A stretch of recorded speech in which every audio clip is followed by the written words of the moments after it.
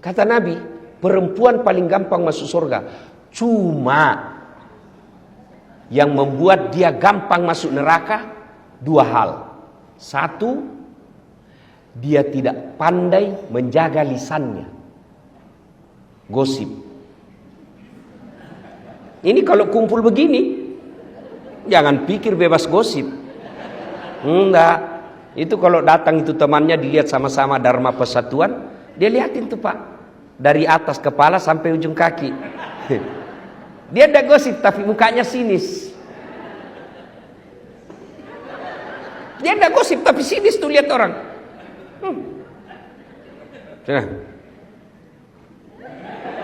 Kenapa? Kayak umbul-umbul. Ya toh Ibu? Maka perempuan kalau dia mampu menahan lisannya, sudah nonton jangan lupa like and share. Insya Allah gampang masuk surga. Tapi sayang seribu sayang, setan tahu rahasia ini. Maka dibuatnya gampang dia terprovokasi. Kau tahu anu? Katanya, oh iya. Padahal dia tidak tahu itu. Cepat sekali. Iya, betul. Padahal dia tidak tahu. Suka ikut campur yang bukan urusannya. Nah, biasanya kalau perempuan orang suka ikut campur, takdirnya semasa hidupnya seperti tauge. Ibu-ibu tahu tauge? Ibu tahu tauge? Coba lihat tauge. Suka ikut campur kan? Iya toh? Gado-gado ada. Pecel ada. Soto Betawi ada. Nah, apa lagi? Tahu isi ada. Karena toge selalu ikut campur, maka Allah takdirkan tidak ada yang lurus. Semua toge bengkok. Jadi kalau ada ibu-ibu pagi-pagi gosip, teriak saja, "Oi, toge dia." Ayuhibbu ahadukum, kata Allah, sukakah kamu memakan bangkai sesamamu manusia? Inilah penyebab utama putusnya persaudaraan. Gosip. Cerita kejelekan orang. Meskipun saya jelek, saya tetap marah ketika kau cerita saya jelek. Itulah sebabnya Allah melarang. Zaman dulu, zaman Pak Menteri sekolah, zaman Pak Menteri masih pegawai biasa di kantor ini, gosip masih lebih sulit daripada zaman sekarang. Kalau dulu mau gosip harus tatap muka di satu tempat. Sekarang satu di Jenek Berang Makassar, satu di Jawa Timur, satu di Riau, kumpul di grup Dharma Wanita Persatuan PUPR. Siapa yang dikosip? Temannya yang ada di Jambi. Nah, itu tidak perlu ketemu. Setan mempermudah. Dan kita gampang sekali mencet jari ketika berbicara keburukan orang. Itulah sebabnya Nabi sampaikan, beruntung orang yang terlalu sibuk mencari aib dirinya sehingga tidak punya waktu untuk mencari keburukan orang lain. Itulah pepatah dulu waktu kita sekolah mengatakan, semut seberang lautan tampak olehnya, sementara gajah di pelupuk matanya tak nampak. Ini yang banyak sekarang di media sosial.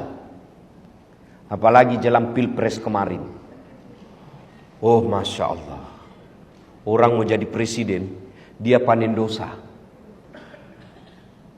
Maka ibu-ibu, saya cinta kalian karena Allah, hindari gosip, hindari gibah. Tapi yang saya ceritakan benar, justru benarnya namanya gibah. Kalau salah namanya fitnah. Maka pelajaran pertama, kalau mau merapatkan persaudaraan, hindari gosip. Perempuan kalau mampu menahan lisannya dari gosip, insya Allah gampang masuk surga. Yang kedua, kata Nabi, Penyebab perempuan gampang masuk neraka karena dia tidak mampu mensyukuri kehadiran suaminya. Coba, berapa banyak nanti perempuan soleh secara ibadah mahdah kepada Allah, tapi terpaksa masuk neraka. Kenapa? Karena dia sudah bantah, suka melawan, suka menjajah suaminya.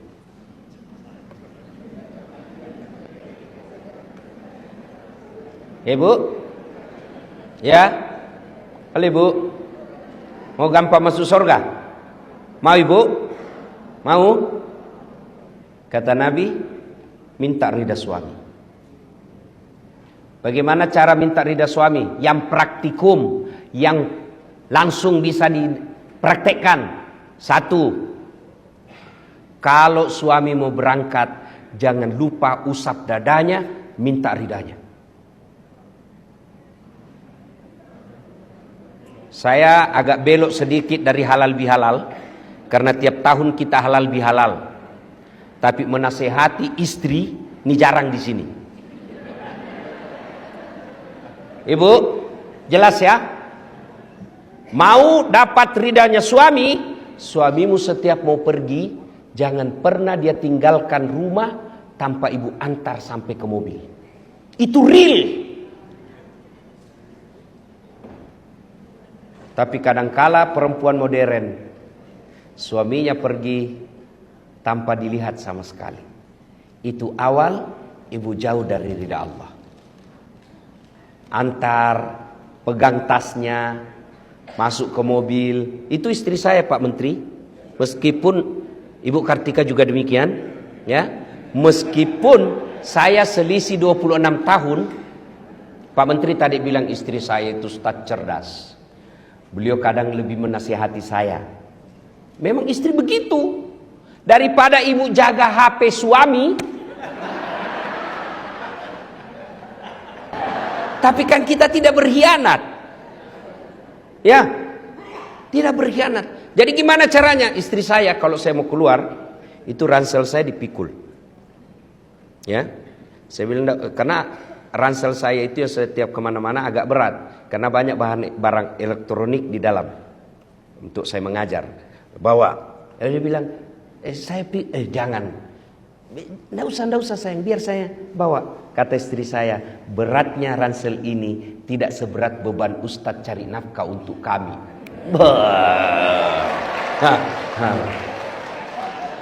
Bagaimana Pak Irjen pernah rasakan seperti itu Pak? Coba kalau ibu setiap hari begitu, biar perempuan mana yang goda suami, dia tidak akan tergoda. Kenapa? Ada bidadari di rumahnya. Begitu saya naik mobil Bu, tidak pernah istri saya tutup mobil sebelum dia cium tangan saya. 3 kali. Sudah cukup tidak? Dicium lagi nih. Cium lagi ini, satu lagi. Ini lagi kiri. Ini agak lama.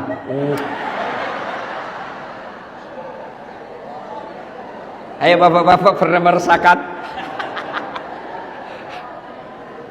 Ibu-ibu setiap mau pergi suami cium tangan. Nah, pantas perempuan lain cium tangannya suami. Coba ibu amalkan deh, ini real. Nggak usah, ibu tidak usah menjelis taklim 1 bulan kalau nggak praktek ini. Itu real bisa ibu dapat ridha suami. Apa cukup sampai di situ istri saya? Tidak.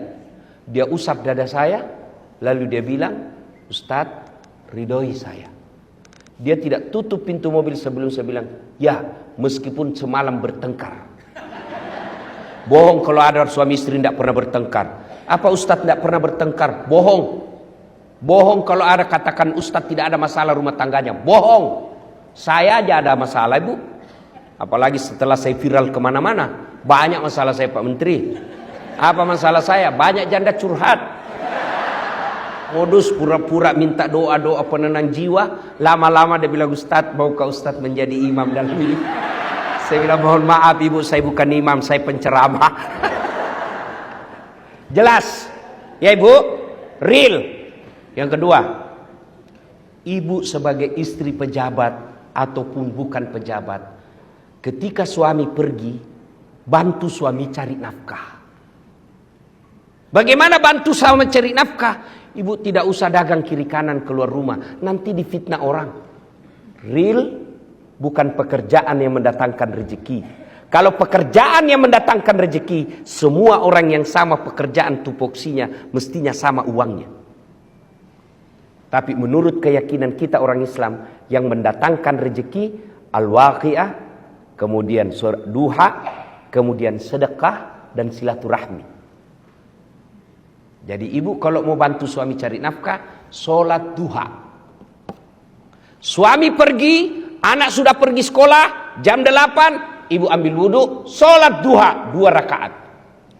Ada waktu, tambah 4. Masih cukup, 6. Masih luang, 8 rakaat. Bagaimana caranya? Sama sholat sunnah yang biasa, cuma bedanya niat. Tahajud niatnya tahajud, waktunya malam hari. Sholat duha niatnya duha, waktunya pagi hari. Jangan juga ibu sholat duha malam hari. Saya sudah sholat duha Ustaz, tadi malam. Aduh, malam hari dia sholat duha. Sholat duha pagi hari. Sudah sholat duha, ibu minta doa. Ya Allah, Engkau yang ngatur rezeki suami saya di PUPR. Kalau rezekinya masih di atas langit, turunkan. Itu orang doa minta rezeki, Allah dipaksa loh bu. Kalau di atas langit, turunkan. Kalau dalam tanah, munculkan. Kalau masih sedikit, cukupkan. Kalau masih jauh, dekatkan. Itu doa minta rezeki. Dan yang paling penting, berkahkan. Sudah itu, ibu ambil HP. Telepon, bang, gimana kabar? Alhamdulillah, baru tiba di kantor. Ya bang, jangan menghalalkan segala cara. Baru saja saya doakan dalam sholat duhaku. Insya Allah, Allah akan bukakan rezekimu. Salam sayang selalu dari istrimu di rumah. Itu langsung dikasih lihat itu semua temannya di kantor. Ini istri saya. Ibu pernah WhatsApp begitu? Real, cari ridha Allah, bantu suami cari nafkah, sholat duha. Kalau ini ibu lakukan, insya Allah suami tidak akan macam-macam. Cuma yang kadang-kala masuk WhatsApp, bang, jangan lupa singgah beli gas. Bang, jangan lupa singgah beli ikan. Salah? Tidak. Tapi sertakan juga mengingatkan suami untuk ibadah. Itu istri yang soleha. Masuk waktu sholat. Bang, sudah duhur ini bang. Sudah sholat enggak?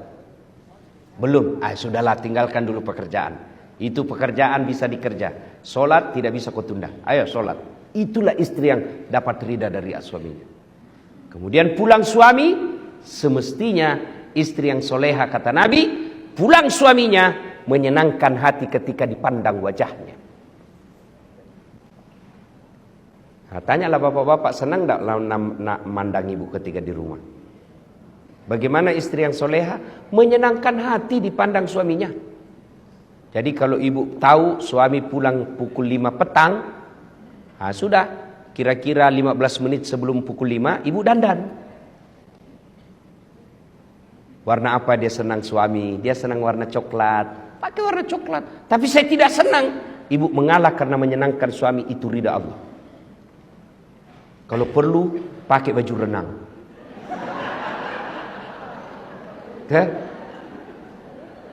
Alhamdulillah ibu-ibu saya lihat semua hari ini, masya Allah, cantik semua.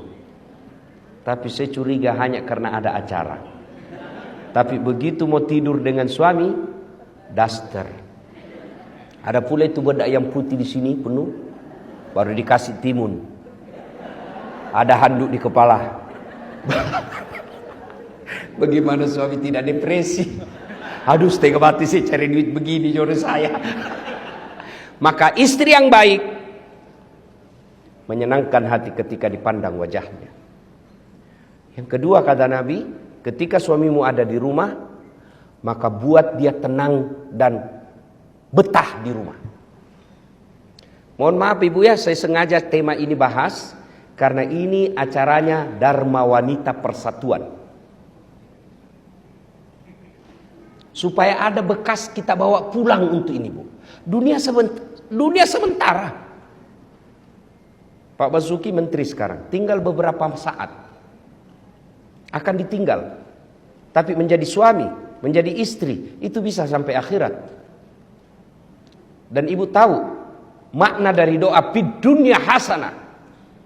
Kebahagiaan di dunia, keselamatan di dunia menurut para ahli tafsir menafsirkan ayat ini yang disebut kebahagiaan di dunia punya istri yang soleha. Bapak bisa bayangkan bagaimana kalau istri kita intimidasi. Mana bisa kita tenang?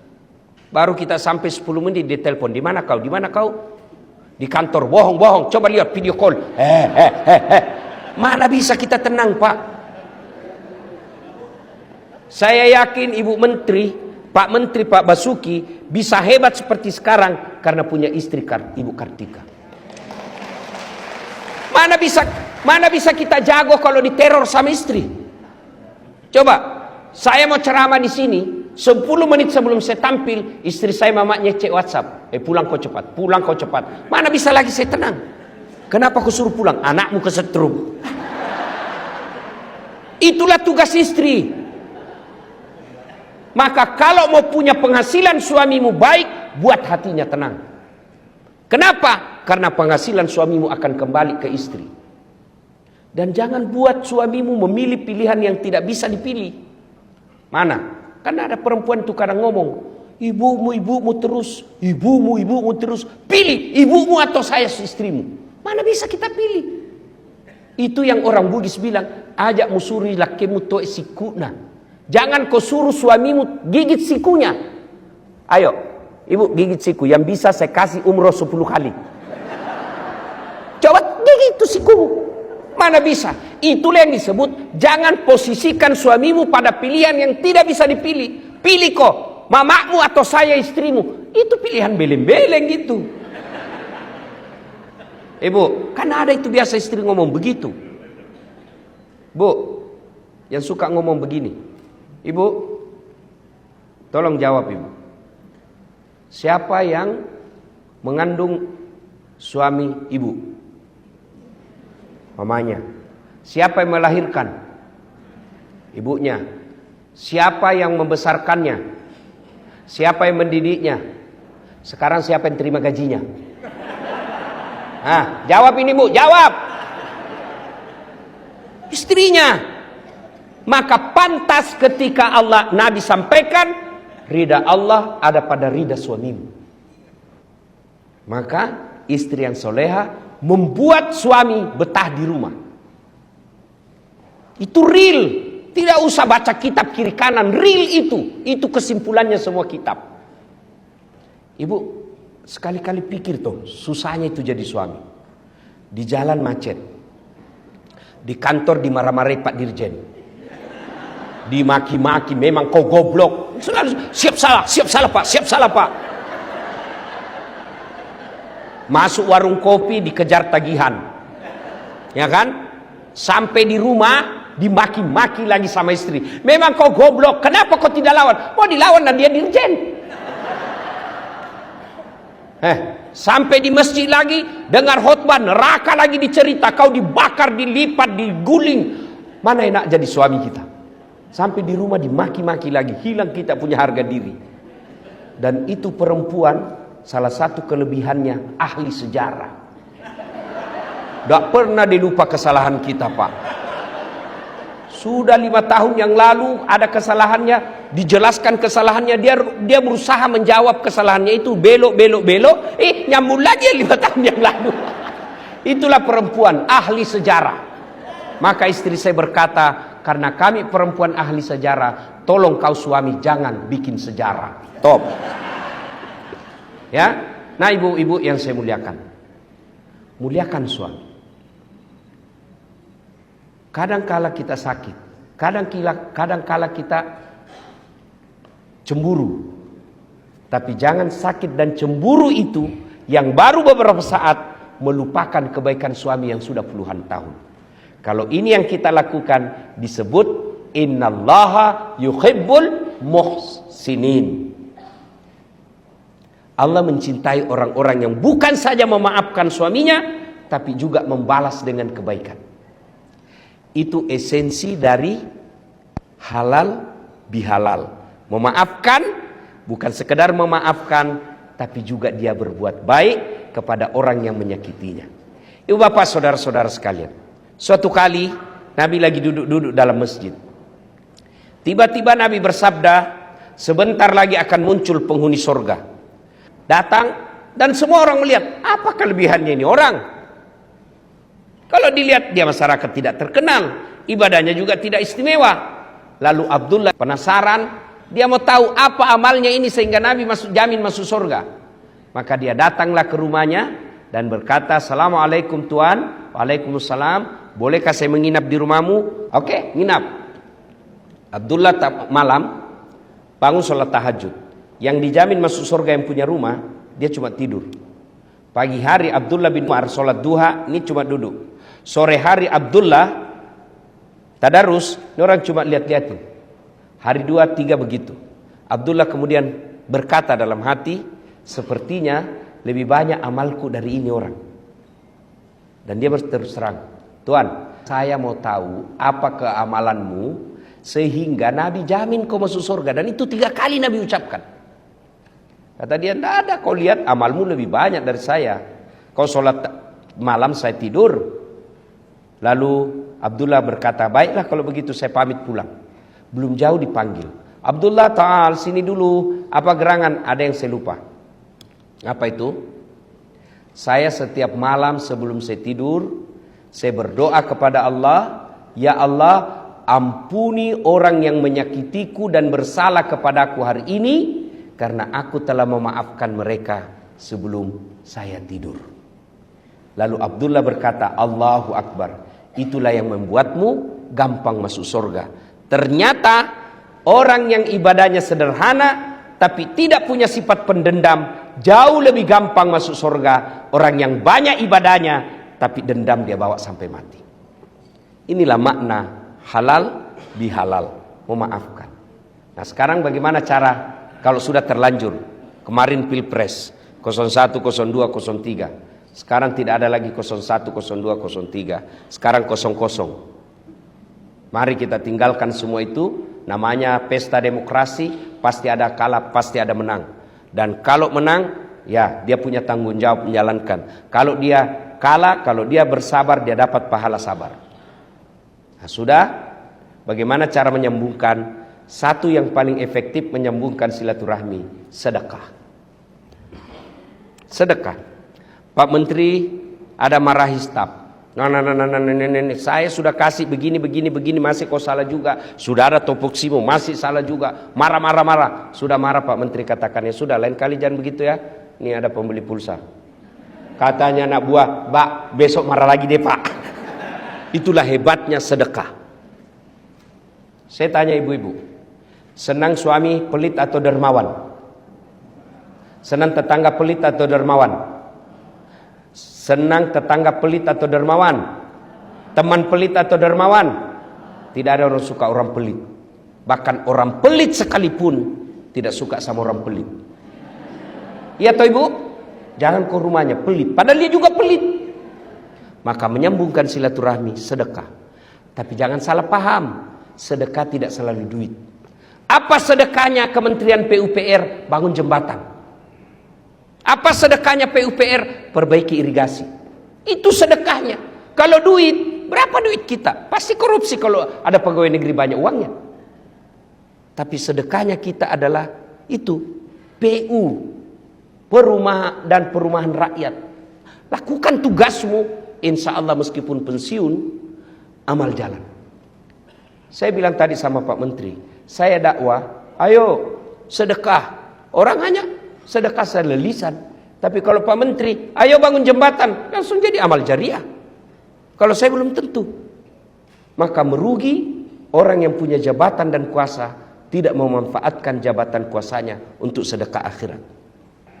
Kata Nabi, siapa yang mau dipanjangkan umurnya, dimurahkan rezekinya, dan tertolak dari bencana, maka hendaklah dia bersilaturahmi. Dan masjid itu bisa diselesaikan pekerjaannya hanya dengan modal silaturahmi dalam pekerjaan ustadz dan balai besar PUPR yang ada di Makassar. Itulah sedekahnya Bapak. Itu sedekah. Ya. Bukan sedekah selalu duit, karena duit kita tidak seberapa. Maka sedekahlah dengan pekerjaan. Jembatan diperbaiki, jangan sudah diresmikan, belum diresmikan sudah rusak. Ibu bapak saudara-saudara sekalian, inilah makna halal bihalal kita. Wa'tasimu bihablillahi jami'an wa la tafarraqu. Berpegang teguhlah kepada tali persaudaraan agama Allah dan janganlah engkau bercerai-berai. Dan di tempat ini saya bahagia sekali sebab meskipun ibu-ibu istri para menteri sudah lewat masa jabatannya, tetap dilibatkan di acara ini. Inilah yang disebut kebersamaan. Mudah-mudahan kebersamaan seperti ini terus kita rawat sampai kita nanti bertemu di akhirat bersama Rasulullah, minum di telaga Al-Kautsar. Demikian, lebih dan kurangnya mohon dimaafkan. Usikum wa nafsi bitaqwallah. Assalamualaikum warahmatullahi wabarakatuh.